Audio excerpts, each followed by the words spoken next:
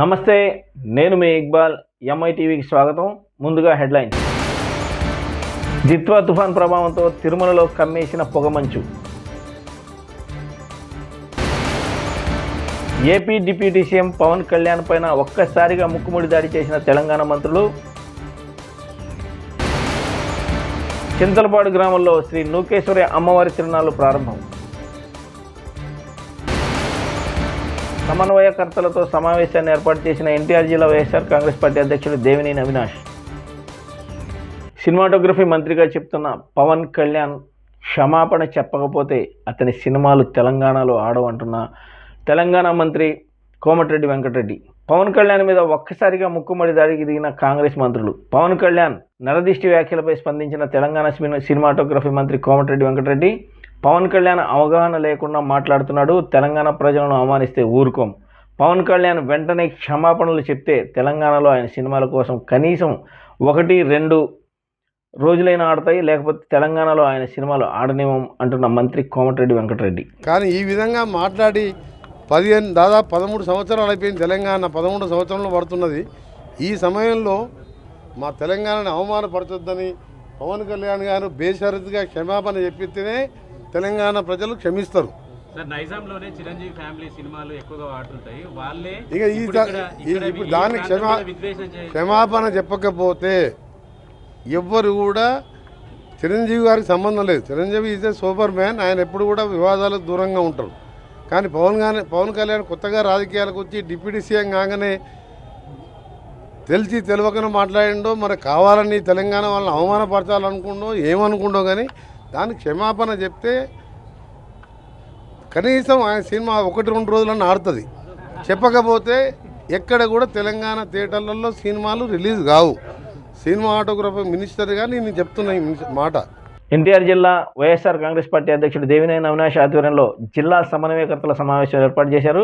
ఈ సమావేశంలో దేవినేని అవినాష్ మాట్లాడుతూ మెడికల్ కాలేజీల ప్రైవేటీకరణ వ్యతిరేకిస్తూ 1 కోటి సంతకాల కార్యక్రమాన్ని జగన్మోహన్ రెడ్డి గారు ఆదేశించిన విధంగా పూర్తి చేయాలని, ప్రతి నియోజకవర్గం నుండి 60,000 సంతకాలు పూర్తి చేయాలని అన్నారు. అలాగే మండల అనుబంధ కమిటీలు, గ్రామ కమిటీలు, గ్రామ అనుబంధ కమిటీలు, విజయవాడ నగరంలో డివిజన్ కమిటీలు త్వరితగతిన పూర్తి చేయాలని కోరారు. అదేవిధంగా జిల్లాలో జరుగుతున్న ఇసుక మాఫియా, రైతులు సమస్యలు, రేషన్ బియ్యం సమస్యలపై చర్చించి పార్టీ తరపున 400 రోజుల్లో వాటిపై నిరసన కార్యక్రమాలు చేయాలని అన్నారు. జిల్లాలో అన్ని నియోజకవర్గాల్లో వైసీపీ జెండా ఎగిరేటట్టు కృషి చేయాలని పిలుపునిచ్చారు. తెలంగాణలో స్థానిక సమరం జరుగుతుంది. స్థానిక సమరం అభ్యర్థులుగా పోటీ చేస్తున్న కొంతమంది వ్యక్తులు ఇచ్చే హామీలు చిత్రంగా ఉన్నాయి. రంగారెడ్డి జిల్లా కేశంపేట మండలం కొత్తపేట గ్రామంలో తనను సర్పంచ్గా గెలిపిస్తే ప్రతి ఇంటికి 5 లక్షల చొప్పున జీవిత బీమా చేస్తాయని హామీ ఇచ్చిన పనుల వనమ్మ నరసింహ యాదవ్ అనే అభ్యర్థి. అయితే ఆ గ్రామంలో మొత్తం 700 ఇండ్లు ఉన్నాయి. ప్రతి ఇంటికి ఏడాదికి 1,200 ప్రీమియం కడితే ఏడాదికి 8,40,000 రూపాయలు, 5 ఏళ్లకు 42.5 లక్షలు అవుతుందని తెలిపిన గ్రామస్తులు. ఈ హామీతో పాటు తన మేనిఫెస్టోలో మొత్తం 15 హామీలు ప్రకటించిన సదరు అభ్యర్థి ఆడబిడ్డ పుడితే బంగారు తల్లి పథకం కింద 5,000 ఫిక్స్డ్ డిపాజిట్, ఆడబిడ్డ పెళ్లికి పుస్తెలు మెట్టెలు, అబ్బాయి వివాహానికి 5,116 ఇస్తానని, ఊర్లో నెలకోసారి మెడికల్ క్యాంపు నిర్వహణ, శస్త్రచికిత్స అవసరం ఉన్నవారికి 15,000 ఆర్థిక సహాయం, ఇల్లు కట్టుకునే వారికి స్లాబ్ వేసుకునే సమయంలో 21,000, ప్రభుత్వ పాఠశాలల్లో చదివే పిల్లలకి పుస్తకాలు, నోట్లు, బ్యాగులు, బూట్లు పంపిణీ, ఉన్నత చదువులకు ఆర్థిక సహాయం, గ్రామంలో గ్రంథాలయ ఏర్పాటు, ఊళ్ళో అన్నదానం, రంజాన్లో ఇఫ్తార్ విందు ఏర్పాటు, గ్రామ భద్రత కోసం అన్ని వీధుల్లో సీసీ కెమెరాల ఏర్పాటు, దహన సంస్కారాలకు 10,000, అంత్యక్రియల కోసం వైకుంఠ రథం ఏర్పాటు చేస్తానని తన మేనిఫెస్టో ద్వారా ప్రకటించిన సదరు అభ్యర్థి. ఈ రకమైనటువంటి వాగ్దానాలతో మేనిఫెస్టోతో స్థానిక సమరంలో పోటీ చేస్తున్న అభ్యర్థులు ఒక కన్న తల్లి మరణాన్ని తట్టుకోలేక, ఆడపిల్ల తన తల్లి మరణించిందన్న విషయాన్ని జీర్ణించుకోలేక తన తల్లి శవం వద్దే గడిచిన 3 రోజుల నుండి అక్కడే నిద్రిస్తుంది, అక్కడే జీవనం కొనసాగిస్తుంది. కరీంనగర్ జిల్లాలో తల్లి మరణం తట్టుకోలేక శ్మశానం వద్దే 3 రోజులుగా నిద్రిస్తున్న ఓ కూతురు. ఏపీ ప్రభుత్వం డ్వాక్రా మహిళలకు తీపి కబురు తీసుకొచ్చింది. ఇకపై పాఠశాలలు, హాస్టల్స్, అంగన్వాడీలకు కావాల్సిన కూరగాయలను డ్వాక్రా మహిళలే సాగు చేసే విధంగా, నేరుగా సరఫరా చేసే ప్రక్రియను మొదలుపెట్టే విధంగా కార్యక్రమాలు చేస్తుంది. ఇప్పటికే పైలట్ ప్రాజెక్ట్ కింద విజయనగరం జిల్లాలో ఈ కార్యక్రమాలు ప్రారంభమై త్వరలో రాష్ట్ర వ్యాప్తంగా అమలు చేసే విధంగా ప్రభుత్వం కార్యాచరణని ప్రారంభించబోతుంది.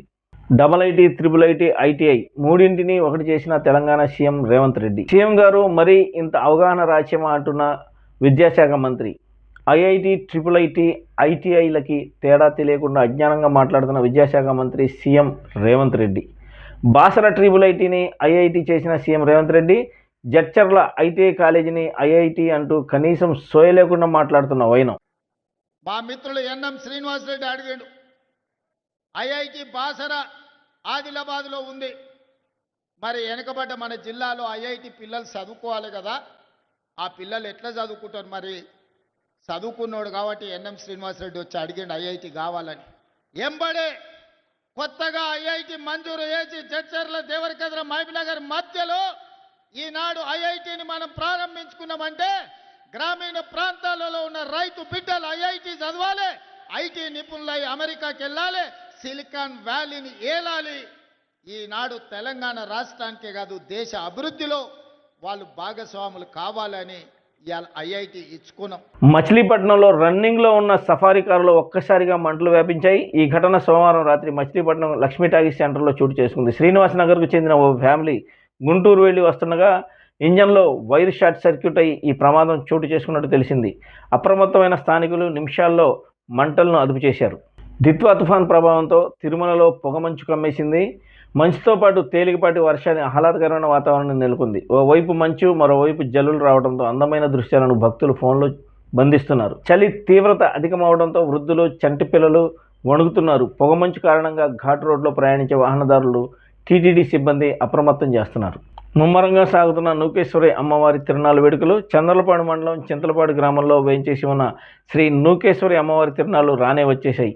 తరతరాలుగా వస్తున్నటువంటి ఆచారంతో అంగరంగ వైభవంగా మేళతాళాలతో, ధూపదీపాలతో, విద్యుత్ కాంతులతో వెలుగుతున్న అమ్మవారి దేవస్థానం 2/12/2025 రాత్రి 10 గంటలకు బియ్యపు కోలా అమ్మవారి ఊరేగింపుతో ప్రారంభమై 6/12/2025 దీవెన బండారుతో ముగుస్తుంది. ఈ తిరునాళ్ళకు వచ్చేటటువంటి భక్తులకు ఎలాంటి అవాంఛనీయ సంఘటనలు జరగకుండా, ఇబ్బంది కలగకుండా భద్రతా ఏర్పాట్లను పరిశీలిస్తున్న పోలీసులు.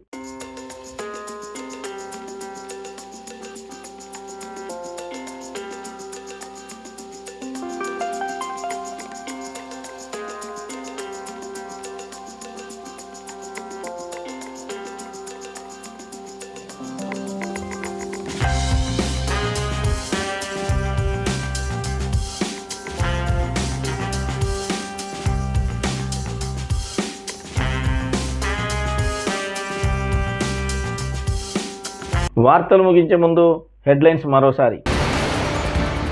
దిత్వా తుఫాన్ ప్రభావంతో తిరుమలలో కమ్మేసిన పొగమంచు. AP deputy CM Pawan Kalyan పైన ఒక్కసారిగా ముక్కుముడి దాడి చేసిన తెలంగాణ మంత్రులు. చింతలపాడు గ్రామంలో శ్రీ నూకేశ్వరి అమ్మవారి తిరునాళ్లు ప్రారంభం. సమన్వయకర్తలతో సమావేశాన్ని ఏర్పాటు చేసిన ఎన్టీఆర్ జిల్లా వైఎస్ఆర్ కాంగ్రెస్ పార్టీ అధ్యక్షుడు దేవినేని అవినాష్.